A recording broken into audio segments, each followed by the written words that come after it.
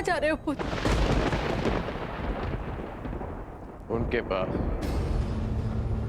जो मेरे प्रश्नों से भयभीत होकर छिपकर बैठे हैं, सूर्य देव के पास।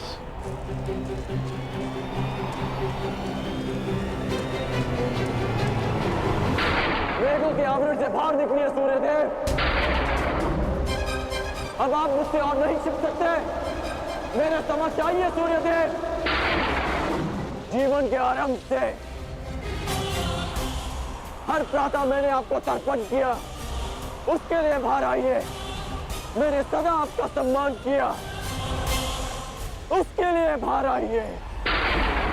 आपके कारण जो मेरा अपमान हुआ, उसके लिए बाहर आइए। एक कवच कुंडल मुझे देकर भी मेरे मन को जो भेदा है आपने, उस पीड़ा के कारण बाहर आइए।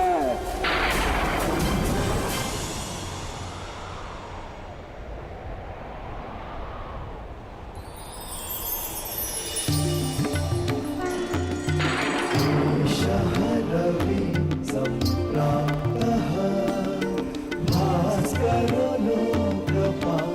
उत्कर्ण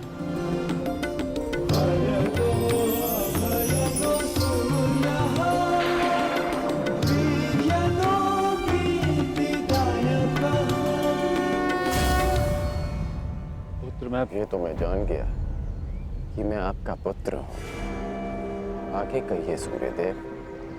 पुत्र, मैं विवश था तुम्हारे जन्म के लिए भी और तुम्हारी पहचान छिपाने के लिए भी। महर्षि दुर्वासा ने देवी कुंती की सेवा से प्रसन्न होकर उन्हें यह आशीर्वाद दिया कि वो जिस भी देवता का आवाहन करेंगी वो उन्हें पुत्र देंगे।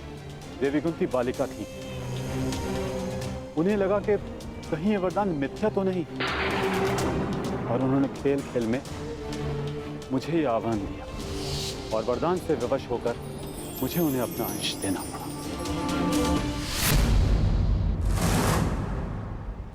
विवश थे आप?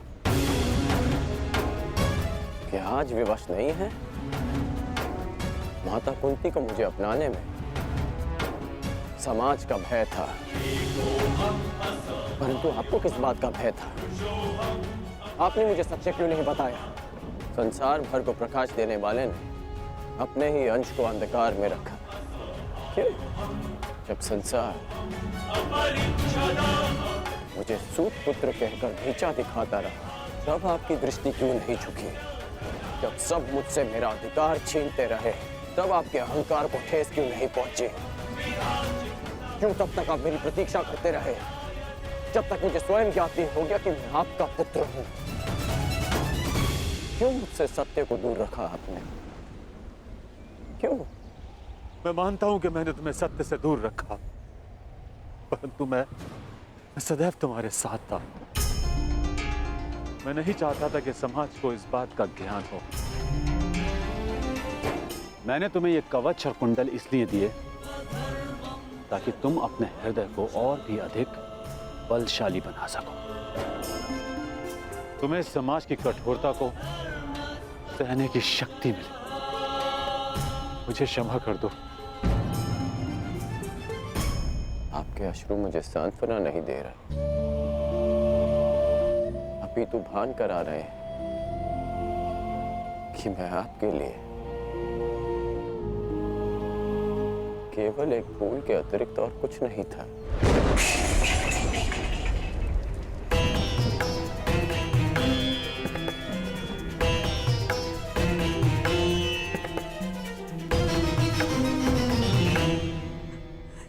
हे ईश्वर, मेरे पुत्र की सहायता करना।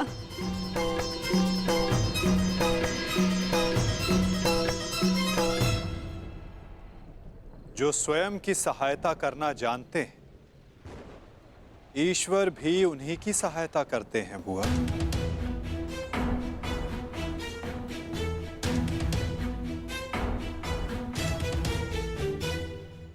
मैं सदा आपकी पूजा करता रहा, आपको तर्पण देता रहा, और भविष्य में भी मैं ऐसा ही करूंगा।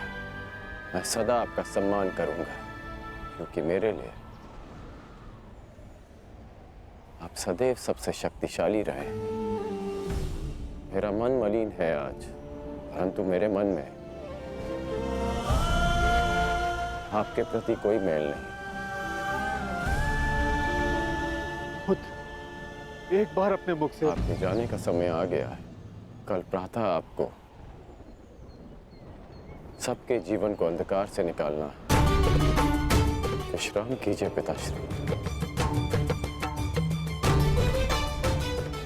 कल्याण हो तुम्हारा। ऐसी अवस्था में भी तुमने अपने पिता को तृप्त किया। धन्य हो तुम, दानवीर कर्ण।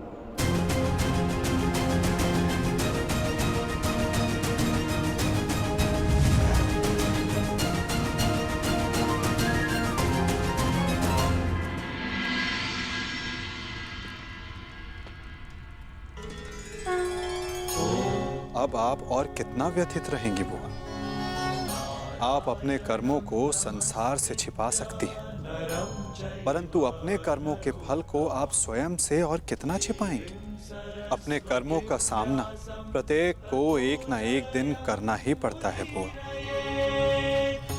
परंतु उसका सामना कैसे करूंगी? क्या कहूंगी उसे इसके समक्ष आकर?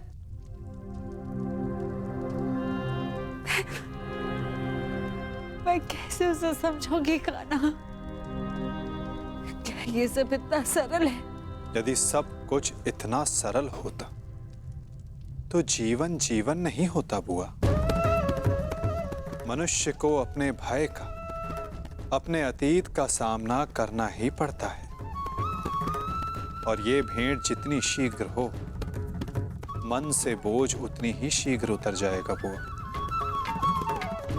जाइए बुआ, समय आ गया है सत्य का सामना करने का। समय आ गया आपको आपके ज्येष्ठ पुत्र से मिलने का।